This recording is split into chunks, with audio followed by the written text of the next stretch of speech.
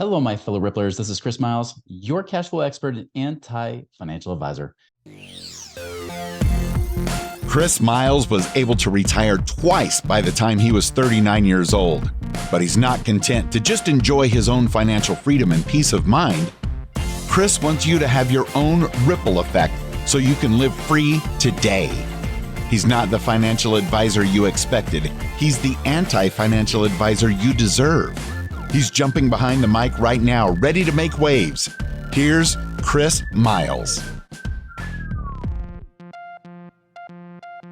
Well, there's a show that's for you, those that work so hard for your money, and you're now ready because you're sick and tired of it. You're now ready for your money to start working harder for you today. You want that freedom and cash flow now. You don't want it to wait 30 or 40 years from now, but you want it today so that you can live that life that you love with those that you love. But it's not just about getting rich, although that helps. It's about living a rich life because as you're blessed financially, you have the greater capacity to bless the lives of those around you. Thank you for tuning in today, guys. I really appreciate you guys that have been binging and sharing. And you know what? Making 2023 an amazing year. Absolutely. So thank you so much for tuning in and being a big part of this ripple effect and allowing me to create that through you. And so I want to build on that ripple effect right now. I want to talk about that because that's really been on my mind a lot lately. I kind of went back in. I started talking with some of you. Many of you that have reached out. You've done like the calculator, for example, and on our website, moneyripples.com, and realizing that, usually if we talk to you, it's because that result was at least 15,000, assuming you filled it out correctly, right? There's sometimes I've seen people fill it out incorrectly and they actually would have got a better number than what showed up. As I've been talking to more and more of you, you've really been on my mind because there are a lot of myths. There are a lot of things mentally that you have to get over. And I mean, when I say mentally, I don't mean that you're psychologically damaged or anything like that. What I mean is there's mindset things that you've been brainwashed to believe, just like I was when I was a financial advisor. If you don't know my story, maybe you're new tuning in, I'm known as like the anti-financial advisor, right? Well, why is that? Well, remember, I wasn't raised understanding money. All the thing I was understand about money growing up was that there was never enough of it, and that we can't afford things, that there's never enough of it. There's never enough time. There's never enough money. Money doesn't grow on trees. We're not made of money, right? So don't keep blowing it. Pretty much there's always a scarcity of money. There was always a lack. And that scarcity went with me into my adult years. Even though I wanted to do something different than what I was taught, I took that with me in my adult years, which eventually led me to be a financial advisor, because guess who supports that scarcity mentality? Financial advisors do, right?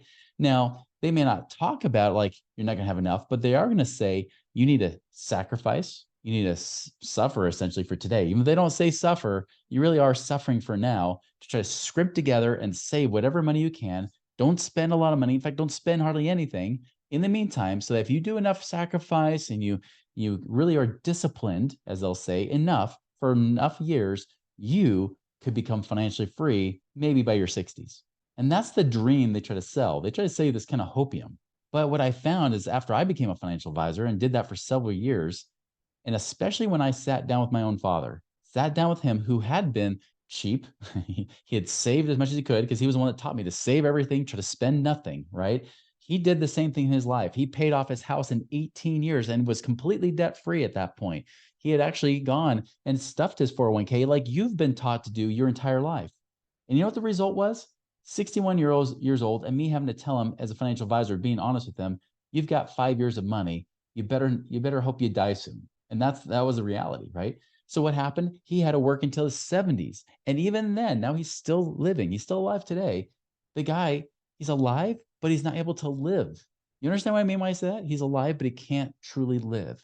Again, someone who worked so hard for so many years, saved so much, and yet it was still not enough.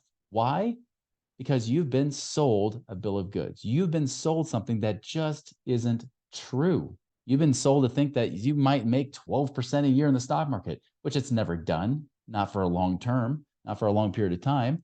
It's done much, much less. You're lucky to get 8%, even with your 401k match, because those funds don't do as well. You're lucky to get an 8% rate of return. Do the math on that. What I found, especially when you start to factor in real rates of inflation, and a lot of times I even do it lower than what I think inflation actually is based on shadow stats and things like that, you're lucky to live on whatever you save per year is the lifestyle you're going to live on per year. So if you save You max fund your 401k. I actually talked to somebody the other day that was doing this. He's like, yeah, I'm max funding the 21,000 a year. I said, well, guess what? With inflation and everything else, and so that you don't run out of money, you're going to have to live on about a 21,000 a year lifestyle. That's what it ends up being almost every time I run the numbers. Even with the 401k matches, you might get a little bit more, maybe a little bit higher. It might not be 21,000, might be 25,000 a year, but that's not enough because you're max funding your 401k, getting the matches, and it's just not doing enough. It doesn't move the needle enough. Guys, this is why I left being a financial advisor after 4 years of being in that industry. I could not keep teaching something that I knew was proven not to work.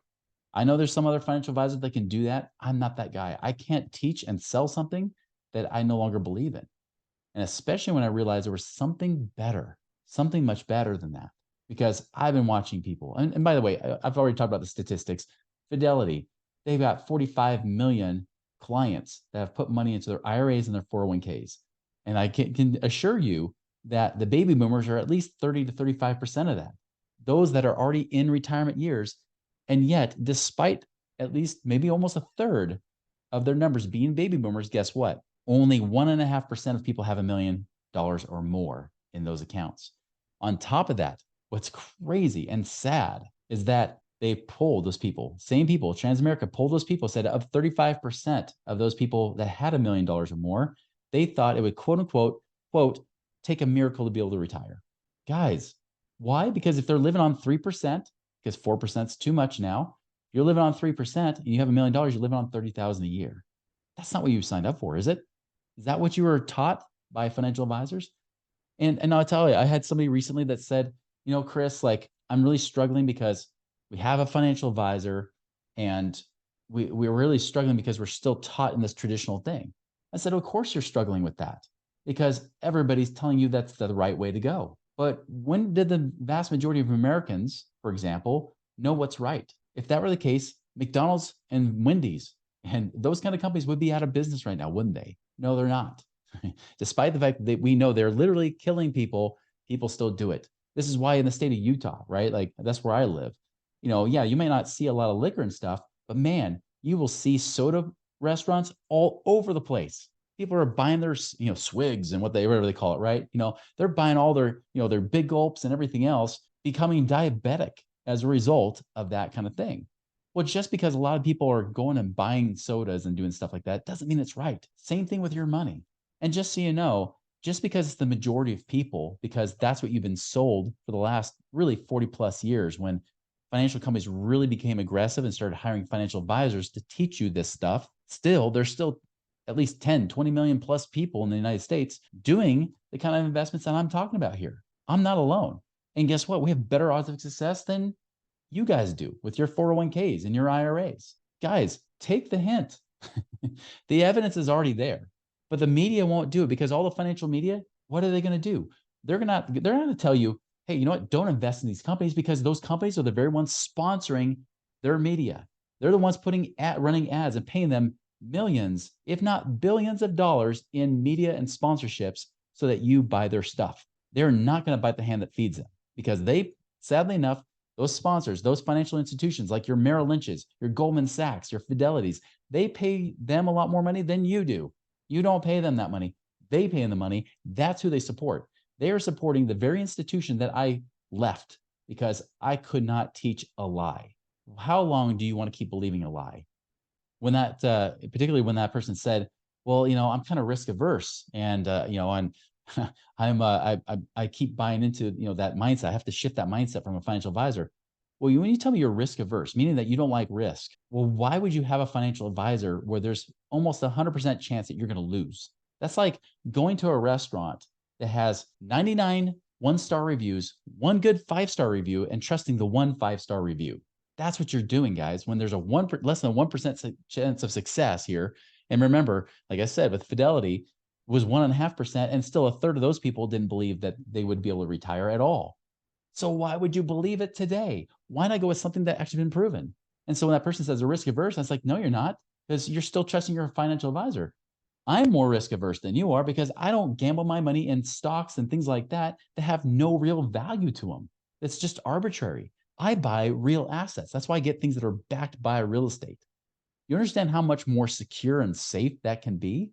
Now, I'm not saying it's risk-free, But if I'm going to take a risk, I'm going to take a risk on a thing that has a real tangible value versus something that doesn't. That's why Tesla is ridiculous, right? Like that thing is so overvalued because people love Elon.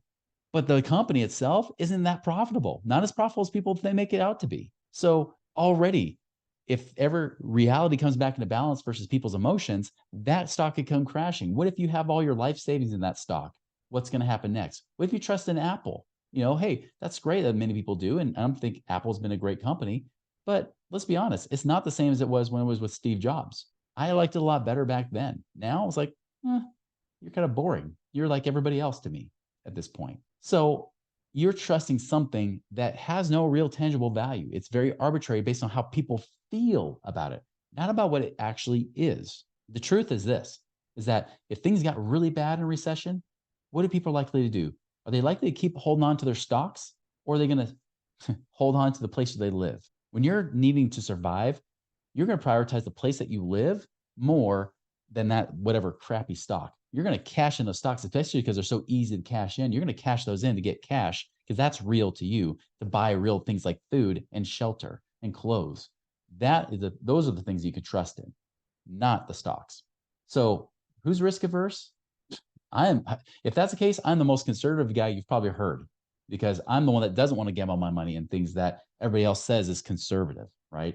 Just because everybody does a dumb thing doesn't make it any smarter. Okay. So I know I'm being pretty blunt here because it's true. At some point, you've got to wake up to the reality that what you're doing, your actions may not match your beliefs. Okay. Who's to say you're even investing in companies you would even support in real life? You might be investing in companies and doing that. If you're a business owner, why would you invest in everybody else's company besides yours? Right. I mean, that's the truth, is that if I'm going to invest in any company, I'll invest in money ripples because I can control that kind of return. I can make those things work. I can't go buy a bunch of Apple stock and tell Tim Cook, hey, you know what? You need to shape up here. I can't do that. I don't have as much money as Warren Buffett does to be able to do that kind of thing, to sit on the board. Neither do you. And so why do we keep buying into the same old crap every time, hoping that maybe history will change, hoping that something will be different? It won't be. And if I have to slap that reality on you, that's what it has to take. Now I'll show you the opposite. I recently spoke with a couple that is just genius, right? Now they're not smarter than anybody else in that sense, but they made great decisions, better decisions than what most people make. I want to repeat that. I'm not saying that they're smarter than anybody else, although they're smart people. Just like I think most of you guys are pretty intelligent as well. And I say most because I don't know all of you. There's possible that some of you may not be that intelligent, so I don't want to assume. But I actually do believe that people are more intelligent than the general media and the experts out there give people credit for. I think for the most part, people are pretty darn intelligent. Now, we do dumb things, obviously, right? Like we do things that aren't supportive of that intelligence, but I think people are intelligent. I think you do have a BS meter and you know what's right and what's wrong. And I'll tell you, like this couple here, what was interesting is that one of the wife's mother, right? The mother-in-law, depending on which perspective you're looking at, but the wife's mother, she actually got them at a younger age to do some real estate investing. So they had sold a business at one point. And so when they were about 30, they started getting into real estate partnerships with their mother. Well, flash forward, now they're in their 50s, right? Their early 50s, not quite at that retirement age yet. Right now, they're making $150,000 a year of passive income from their real estate alone. $150,000 a year. Understand, to be able to make $150,000 a year, you generally have to have $5 million in mutual funds to pull off that kind of income. 5 million. They didn't have to have 5 million. They actually had a lot less that they put into that real estate, but it's generating 150,000 a year. That doesn't include even the fact they even have some pensions from companies coming in too. They're technically financially independent. The great thing is that they're still open. And I know almost most anybody listening to this right now is not financially independent, but they're still open to the fact that they could be doing things better. And so when I'm looking at their situation, I said, well, let's look at this. Your real estate, you've got at least $4 million of equity in this real estate, making you $150,000 a year. That's actually a low return on equity, considering we could probably pick and choose some of these real estate properties to sell, move them into something else that actually has a higher return, probably even get close to at least 50% more, if not double the cash flow they're making, taking it from at least 150,000 to a minimum, I would think 200 to 300,000 a year, even if I'm being conservative. That's the kind of thing they have. And they also have money sitting on the sidelines. I said, even with that money sitting on the sidelines, even if you took, 800,000 of that cash just sitting around doing nothing, That 800,000 would make you at 10%, 80,000 a year. So you got that. And they also have an old 401k. They're like wondering what to do with it. They don't even need that money. They had a lot less of that in their situation. They said, well, I did it because that's what you're supposed to do, right? So they still bought into the typical, well, I've got to do the 401k because they give you a match, it's free money, not realizing those returns haven't been as well. And I said, it's interesting you did that. And they acknowledged even before I said it, they said, oh yeah, our real estate did way better than our 401k did over the last few decades. Duh, that's what I've been telling you guys, right? Same thing, real evidence. I can't tell you. In fact, I'm really excited. At some point, I would love it if they actually came on this show to talk to you guys about that. Because how many of you have said, I wish I knew about this 10, 20 years ago, right? How many of you have said that? How many of you have said, I wish my kids would get a grasp onto this, because if they're 20 years old right now, what could their life be like? I'll tell you what their life could be like. It could be like them, but in their 40s. And the thing is, they could still do it better. That's the amazing thing, is that we can still find ways to increase that cash flow. I said, I think conservatively, we can increase your cash flow by at least 100,000 a year. And the guy was like, really? It could be that much? I said, yes. The funny thing is they wanted to increase it by another 200,000 a year just to just blow the financial independence number out of the water, really more than double their financial independence number. I said, yeah, you could. I'm like, I'm going to keep it at 100,000 just to stay low in case you guys change your mind on some of these strategies you could be doing to make better returns, but then you fight me on it or something, right? But the truth is, really in their situation, they probably could do at least another about 200,000 a year if they were fully open to all the possibilities, right? That's the amazing thing, is that is what gets me up every day. That kind of situation. And it's not just about that they have so much money, right? It's about that they're willing to take a chance on themselves. And yes, they take a chance on us, but in my mind, we've done it so many times. It's just so easy for us. But to see that change happen, and see those changes happen with a lot of our other clients as well, right? Where they're starting to see that. And heck, even with the real estate market being crappy in the last year, almost 2 years now, ever since the Fed started raising the rates, things have gotten tougher in the real estate game. Yet, because there's so many different types of real estate investing you can do, these people are still getting results. It's changing their lives. It's allowing them that if there's problems with their jobs, they have something to fall back on. It's just understand that. I guess I'm taking this back personally to home for me, because I've seen what it's done for me in my life, but it's always hard to describe your own life when you've been living it for so long, isn't it? It's so much easier when it's brand new for you. For example, I was talking with my dad just a few months ago, and I was talking about, just us, going out of town. Like went to do a business event for a couple days, but then to stay an extra week or so, week and a half in St. Augustine, just to have some time with the family. And that's even after we spent a month in Hawaii, and things like that, just to get away from the winter cold that's here in Utah. All these things. And my dad's like, I just don't understand your life. I don't understand it, because he never had that ability. Understand, he worked until he was just over 70 years old, until he was pretty much at the point of being forced into retirement.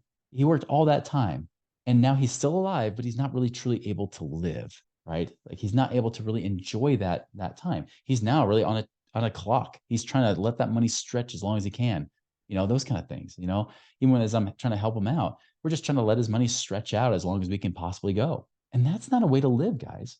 Not to mention, that's if you live too long. And that's happening more and more to people right now. He thought, by the way, we have a quick, easy death, like some of his family members had. It didn't happen that way for him. He actually his life has been extended much longer than it should have been based on statistics, right? The guy is just amazing that he's still alive right now. But think about that. If you live so much longer, you're just going to be counting your pennies as much as you can, hoping and just letting that money stretch. That's why you have to live on less than 3%. You try to retire. You try to retire early, you better not pull out more than 2% a year, right? If you're trying to retire in your 40s or something like that, if you do the traditional financial advice. But contrast that, with what if it's not about living too long? What if you die young? What if you've been sacrificing and saving and suffering this whole time and delaying your life for some day, only to find out that you die too young? What kind of regrets would you have? Would you say, oh, I wish I'd spent more time with family? Would you, or maybe you say the opposite. Maybe you're like, oh, I wish I put more in that 401k. Would you really be saying that? No, of course not. You'd be saying, what could I have done to have that time back with my family? What could I have done to literally buy that time back? And I know many of you guys have been reaching out because you've been asking, how do I buy my time back? I don't want just a lot of money. I want the time freedom that comes with it. I want to be work optional, where I work because I want to, not because I have to. I want that freedom. I want the ability to choose. I want to be able to choose to see what I want to do with my life. That is the kind of freedom we want. I'll tell you, having 6 teenagers and they're getting older and their lives and their schedule is getting busier, it's getting harder and harder to enjoy time with them right now because they're realizing that they've got to become adults. They got to start taking care of themselves. Because no, I don't just take care of every one of their little needs. I don't believe in that. I believe that they need to make their own way and make their own money and their own wealth and their own decisions with their life. I'm willing to help guide them and offer advice along the way, but I want them to make their own way and not have to think that it's, their money. It's not their money. We created the wealth ourselves. I expect them to do the same. I'm definitely willing to help to give them a leg up, but I don't expect them to do that. But as they move into adulthood, they realize I got to work jobs. I got school. Maybe I want to do extracurricular type things and hobbies and interests.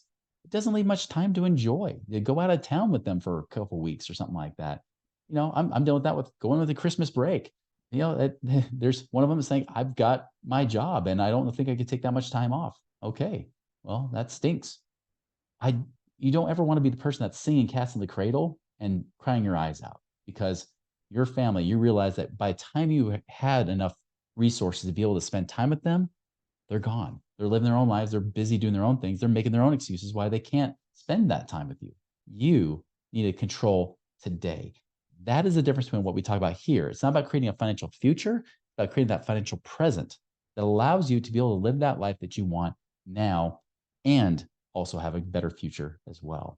Anyways, guys, that's what's been on my mind lately, especially as we're going to this holiday season, going into the new year. I want you guys to have a better life than that.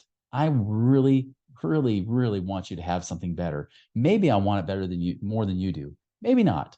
But I'm telling you, the guys, like I've never ever seen an opportunity as good as it is right now for you to be able to have better hope.